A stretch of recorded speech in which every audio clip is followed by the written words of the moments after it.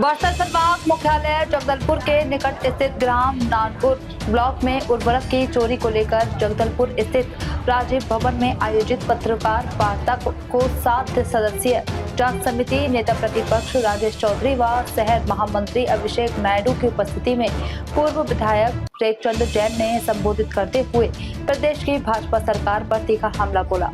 उन्होंने कहा कि भाजपा के राज में कृषि क्षेत्र की पूरी तरह संकट में है और किसानों के साथ खुलेआम अन्याय हो रहा है, जिसे कांग्रेस पार्टी किसी भी कीमत पर बर्दाश्त नहीं करेगी। खाद और बीज नहीं मिलने से और कालाबाजारी होने से किसान तो जैसे तैसे खाद खरीद के अपना खेती करने की कोशिश कर रहा है। 40% काश्त बढ़ गई है कृषि की और 40% काश्त बढ़ गई है। किसान सोसाइटियों से कर्जा लिया है, लोन लिया है। जब उत्पादन नहीं होगा, काश्त बढ़ जाएगी तो कर्जे में डूब जाएगा।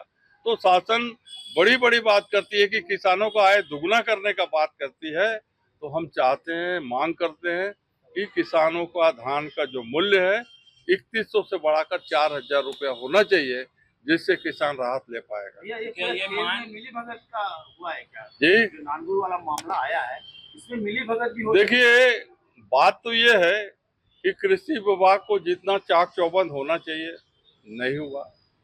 जब लाइसेंस जिस जगह के लिए जारी हुआ है, आप चल के देखिए, दिखाता हूँ चल के कि वहाँ न कोई दुकान है, न कुछ, एक शटर लगा हुआ है, एक तो पोस्टर लगा हुआ है अनन्या कृषि केंद्र।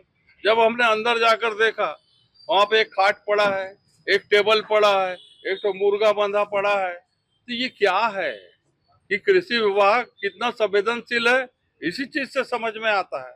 आज 1320 बोरी यूरिया हो, पोटाश हो, ये विक्रय हो गया, उनको कोई जू तक नहीं रह रही है। जब कांग्रेस का दबाव पड़ा तो FIR दर्ज हो रहा है, लाइसेंस निरस्त हो रहा है। तो ये क्यों? तो कहीं न कहीं शासन प्रशासन का संरक्षण ही है, जिसके अंतर्गत ये काम हुआ। नानपुर अनन्या कृषि केंद्र, जिसके पास खाद बीज का लाइसेंस था, उसके संस्थान में 1320 बोरी यूरिया, 338 बोरी पोटाश का भंडारण अवैध तरीके से पाया गया, जिसको कृषि विभाग ने पंचनामा करके सील किया और उसको सुपुर्दनामा किया। यहाँ सबसे बड़ी चूक ये कि ये सुपुर्दनामा देने के पहले इसकी सूचना पुलिस विभाग को भी देनी चाहिए थी, वो नहीं दी गई। उसके बाद 16 तारीख को जब जांच दल पुनः गया देखने, प्रशासन का टीम गया, तो देखा कि जो सील किया हुआ जगह है उसका ताला टूटा हुआ है।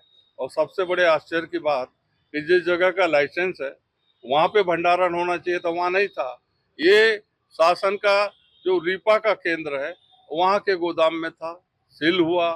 उसको सील को तोड़ के 1320 बोरी यूरिया बेच दिया गया और 338 बोरी जो पोटाश है, जो इनके दुकान परिसर में ही था, उसका कोई कागजात नहीं है, कुछ नहीं है, उसको भी बेचने का काम उसने कर दिया।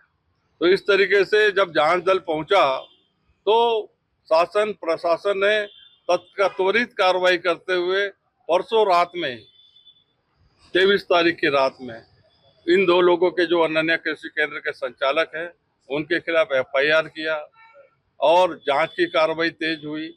और मैं तो यही चाहता हूं कि कृषि विभाग ने अन्य जगहों पर जो जब्ती किया है वहां पे भी पुलिस की निगरानी होना चाहिए। किसानों को अहित नहीं होना चाहिए, किसान को खाद बीज बराबर मिलना चाहिए। इसको लेकर कांग्रेस पार्टी लगातार लड़ाई लड़ रही है।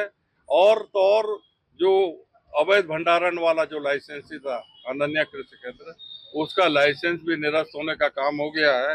ये सारे दस्तावेज मेरे पास में है, FIR से लेकर इनका निरस्तीकरण, इनके खिलाफ आवश्यक वस्तु अधिनियम के तहत कार्रवाई हुई है। और शासन को जागरूक होना पड़ेगा, किसानों का हित देखना पड़ेगा और किसानों के हित में काम करना।